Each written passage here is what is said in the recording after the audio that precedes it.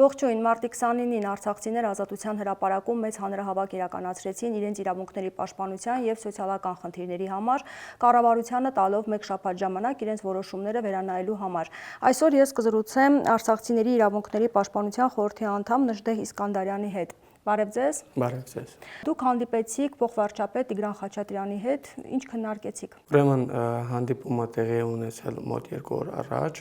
Նրանք պատրաստ են եղել քննարկում ունենալ պահանջագրի միայն սոցիալական կետի վերաբերյալ, իրենց կողմից եղել է առաջարկ, որ ստեղծենք հանձնախմբեր այդ կետերի վերաբերյալ քննարկումներ ունենալու համար։ Մենք բերել ենք հիմնավոր բազմաթիվ փաստարկներ, որ ապրիլի 1-ից գործող այս ծրագրով հազարավոր արցախցիներ կամ արտագաղթելու են, կամ էլ հայտնվելու են դրսում։ Քանի որ իրենց կողմից հետքայլ չի եղել, ցավոք սրտի, մենք ստիպված ենք մտնել պայքարի հաջորդ փուլ։ Մասնավորապես նշում էիք, որ Տիգրան Խաչատրյանն ասել է, որ բոլոր պահանջները չէ, որ մենք կարող ենք առհասարակ քննարկել եւ միայն սոցիալական խնդիրներին առնչվող հարցերը կարող ենք քննարկել։ Ինչով էր բացատրում դա։ Ճիշտ ասած, մեր կողմից հնչած այդ բազմաթիվ հարցերի նրանց կողմից արձագանք չի եղել, ասեցին, որ գրավոր ցես կպատասխանենք։ Մեր համար ակնհայտ էր դա, որ Մինսկի խմբի վերաբերյալ գերիների հետ կապված այդ բոլոր հարցերին, այո, հավաքական վերադարձի վերաբերյալ նրանց կողմից պատասխան չի լինելու։ Այսինքն այդ հարցերը քննարկման առարկա չեն։ Ոչ։ Իսկ որ հարցերն են քննարկման առարկա, սոցիալական խնդիրների հետ կապված, բայց մասնավորապես որ հարցերը։ Նրանք պատրաստ են քննարկել բնակարանային ծրագիրը, մեր կողմից հնչեց այն բոլոր փաստարկները, որ 50,000-ները, որ այդ ծրագրով գործում էին, չի գործելու, դրանք մեծ աղետ են, աղետի առիթ են դառնալու, ամեն դեպքում իրենց կողմից որևէ քայլ, այսպես ասած, չենք նկատել, որ կարող է բերել բարենպաստ պայմանների արցախցիների համար։ Այսինքն այդ որոշումը, որ կայացրել են իրենք, դա չի վերանայվելու։ Ոչ։ Կոնկրետ 50,000-ական դրամների աջակցությունը։ Բայց այդ դեպքում ինչպես է խնդիրը լուծվելու, իրենք ինչ են ասում։ Չունեմ այդ պատասխանը, ցավոք սրտի։ Մենք հայտարարել ենք, որ սկսում ենք պայքարի երկրորդ փուլը, այն սրտացավ քաղաքական գործիչներին արցախյան եւ հայաստանյան, մինչեւ ապրիլի 15-ը փորձելու ենք համախմբել այս մեր օրակարգի շուրջ, որից հետո հայտարարելու ենք հանրահավաքի օրը, այս դեպքում մենք հետ քայլի, այսպես ասած, տեղ չունենք եւ գնալու ենք հստակ գործողությունների։ Նաեւ առաջարկվել էր ձեզ, որ խմբեր կազմեք եւ քննարկեք այդ հարցը կառավարության հետ։ Ինչ խմբերի մասին էր խոսքը եւ ինչ ֆորմատով պետք է լինի քննարկումը։ Պատրաստակամություն իրենց կողմից եղել է, բայց քանի որ նախկինում մենք եւս հանդիպում ունեցել ենք փոխնախարարների հետ, մեր կողմից եղել են բազմաթիվ առաջարկություններ, բայց մինչ օրս չի վերանայվել։ Այդ իսկ պատճառով ես համոզված եմ, որ նման քննարկումները ուղղակի իմիտացիոն բնույթի են լինելու եւ մեզ այլընտրանք չի մնում այս պարագայում եւ օգտվելով այս հնարավորություններից կոչ եմ անում մեզ բոլորիս Հայաստանում ապրող բոլոր հայրենակիցներին տեր կանգնել արցախցիների իրավունքներին։ Իսկ աշխատանքի սոցիալական հարցերի նախարարի հետ կարողացաք հանդիպել եւ այս հարցերը քննարկել։ Հանդիպանը ներկա եղել փոխնախարար Տիկին Ժամակոչյանը, մեր կողմից հիմնավոր եւս մեկ անգամ կրկնում եմ, որ եղել են առաջարկներ, որ այդ ծրագրերը ի նպաստ չեն արցախցիների արժանապատիվ ապրելու, արարելու համար, բայց նորից եմ կրկնում, նրանք հաստատակամ են եւ շատ ուղիղ ասում են, որ որոշումը չի փոխվելու։ Իսկ մասնավորապես ինչ խնդիրների առջև կկանգնեն արցախցիները, եթե այդ 50,000-ական դրամներից զրկվեն։ Ասում եմ, դա ուղիղ թանելու է, որ հազարավոր արցախցիներ արտագաղթեն կամ հայտնվեն փողոցում։ Այդքանը երևի թե այդտեղից բխող բազմաթիվ խնդիրներ ի հայտ են գալու։ Այսինքն հիմա սոցիալական հարցի հետ կապված հիմնական խնդիրը կեցության հարցն է։ Իհարկե։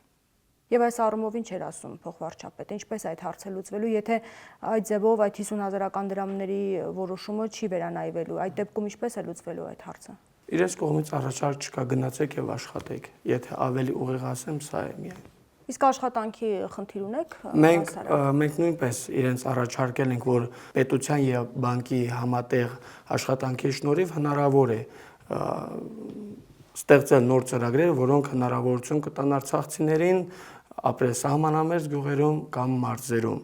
Իրենց կողմից դեռ առաջարկներ չկան այդ ծրագրերի վերաբերյալ։ Այսինքն բավական չէ, որ արցախցիները գնան եւ սահմանամերձ գյուղերում տուն ձեռք բերեն։ Բնական է, չէ, որ այդ մարդիկ պետք է աշխատանքով ապահովվեն։ Հիմա աշխատանքի խնդիր շատերն ունենան։ Իհարկե, եւ կտեսնեք, որ այդ իրենց իսկ կողմից առաջարկված ծրագրով ստացվելու է մի իրավիճակ, որ արցախցիները ենթադրենք սահմանամերձ գյուղերում ձեռք բերելով բնակարան, տվյալ գյուղի բնակիչ վաճառում է իր տունը եւ կամ արտագաղթում է կամ տեղափոխվում է Երևան։ Այսինքն որևէ հավելյալ արժեք չի ստեղծվելու։ Տվյալ գյուղի բնակիչը փոխարինվելու է արցախցիներով։ Հիմա խնդրի լուծումը դուք ինչպես եք տեսնում։ Դուք առաջարկներ ներկայացրել եք փոխվարչապետին։ Մեր կողմից եղել են մինչ օրս բազմաթիվ առաջարկներ, բայց ցավոք սրտի որևէ մեկը իրենց կողմից չի ընդունվել։ Իսկ կոնկրետ այս հանդիպման ժամանակ Եվս եղել են առաջարկություններ, բայց ցավոք մենք նույնպես հետ քայլի հնարավորություն չունենք, այդ իսկ պատճառով մտնելու ենք պայքարի հաջորդ փուլ։ Իսկ երբ որ մերժվել այդ առաջարկները, մասնավորապես ինչ է ասվել։ Ինչու է մերժվում առաջարկները։ Անիրագործելի է, ինչ խնդիր կա։ Հիմնավոր փաստարկներ, այսպես ասած, չեն եղել իրենց կողմից։ Ես նույնիսկ փորձել եմ բացատրել, որ որոշակի ժամանակով հետաձգենք, այս 50,000 դրամների մասին է խոսքը, կամավորության սկզբունքով ձևավորենք խմբեր, իրենց հետ համատեղ աշխատանքով ի հայտ բերենք արցախցիների այն բոլոր խնդիրները, որոնք որ առկա են, եւ փորձենք լուծում տալ, որից հետո խնդրեմ, եթե նպատակահարմար կգտնեն, իրենց կողմից առաջարկված ծրագրերը կամ այս 40,000, որից հետո դառնալու է արդեն 30,000, կարող ենք գործարկել։ Նորից եմ ասում, պատրաստական չեն նույնիսկ լսելու դա։ Այսինքն արցախցիների կեցության հարցը ոչ մի ձևով չի բավարարվում, այդ խնդիրը չի լուծվում պետության կողմից, թե որոշակի թիրախային խմբեր կան, այդ խմբերի հետ կապված է միայն ծրագրերը գործում։ Չեմ կարող հստակ ասել, քանի որ մենք բերել ենք հիմնավոր փաստարկներ, որ այդ ծրագրերը չի գործելու։ Իրենք զուգահեռ ասում են, որ այդ 40,000, որից հետո դառնալու է 30,000, աջակցող ծրագրերը մեծ կոռուպցիոն ռիսկեր են պարունակում։ Իսկ քանի արցախցու մասին է խոսքը։ Կոնկրետ որ այս խնդրի առջև է կանգնած։ Գրեթե 40,000 արցախցիներ զրկվելու են այդ աջակցությունից առաջին փուլով, որից հետո արդեն տարվա վերջ, ես շատ ուղիղ Տիգրան Խաչատրյանին ասել եմ, որ տարվա վերջ այդ նվազագույն 30,000 դրամ աջակցությունը եւս չի գործելու։ Իրենց կողմից պատասխան չի եղել այդ առումով։ Իհարկե մեր համար ցավալի է, որ մեր պահանջագրերից միայն այս պահին պատրաստ են քննարկել այդ սոցիալական խնդիրները, այստեղ շատ կարևոր է նշել, որ արցախցիները այստեղ ամեն օր իրենց մեջ հույս են պահում հավաքական վերադարձի մասին խոսել, գերիների վերադարձի մասին խոսել, չեմ խոսում, երբ որ Ադրբեջանը Հայաստանի իշխանություններին ստիպում է, որ Մինսկի խումբի լուծարումը տեղի ունենա, որը եւս հարթակ է, որտեղ կարող են խոսել Ղարաբաղի, այսպես ասած, վերադարձի մասին։ Իսկ ինչ էին ասում, ինչու չեն քննարկում այդ հարցը, այսինքն փակ է այդ հարցը առհասարակ, ինչը վերաբերում է արցախցիների իրավունքների պաշտպանությանը։ Կարծում եմ ցուցում ունեն, չգիտեմ։ Պարզաբանումներ չեն եղել, այդ հարցերի մասով իրենք պատրաստ չեն նույնիսկ մեկնաբանություններ տալ։ Օր նշանակված է, որ կրկին հանդիպելու է կառավարության անդամների հետ։ Պատրաստական են եղել երկուշաբթի օրը հանդիպում կազմակերպել, մենք դեռ քննարկում ենք խորհրդում, կհասկանանք արդյոք արժե այդ հանդիպումը կազմակերպել, որից հետո Ում հետ եք հանդիպել։ Տիգրան Խաչատրյանի փոխվարչապետ, բայց արդեն ակնհայտ է, մենք փորձելու ենք գնալ այն ճանապարհային քարտեզով, որը որ բերելու է արցախցիների իրավունքների պաշտպանության համար լուծմանը։ Հիմա մինչև ապրիլի 15-ը դուք խմբեր եք ձևավորելու, կներկայացնեք մասնավորապես ինչ է արվելու, որպեսզի արցախցիները նաև իմանան։ Մինչև ապրիլի 15-ը սկսելու ենք հանրային լայն քննարկումներ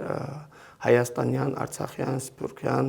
այն հասարակական, քաղաքական գործիչների հետ, ովքեր սրտացավ են կարող են համախմբվել մեր օրակարգի շուրջ, որից հետո հայտարարելու ենք հանրահավաքի օրվա մասին, այնուհետև այս անգամ մենք գնալու ենք հստակ գործողությունների։ Մենք ունենք եւ պլան B, եւ պլան C, եւ պլան D։ Հիմա Ազատության հրապարակում մեկ շաբաթ է արդեն իսկ վրան է տեղադրված, խորհուրդ է ձևավորված, որտեղ քննարկումներ են ընթանում։ Շարունակելու եք այդ գործողությունները։ Դա եւս process-ի մի մասն է։ Նաեւ ավելացնեմ, որ փոխվարչապետին միջոցով փորձել ենք Հայաստանի Հանրապետության վարչապետին ուղղել մեր հարցերը, ինքը ասում էր, որ եթե ձևավորվեն 60-70 հոգանոց խմբեր, ես պատրաստ եմ քննարկումներ ունենալ իրենց հետ։ Հազարավոր արցախցիներ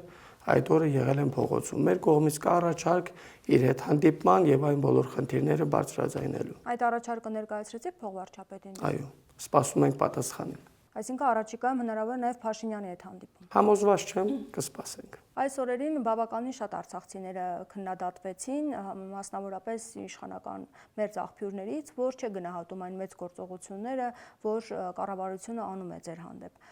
Ինչպես կբացատրեք եւ ինչ նպատակով է այս ամեն ինչը արվում։ Կարծում եմ ակնհայտ է, որ դա իրենց ձեռագիրն է, կարող եմ մեկ ուղղակի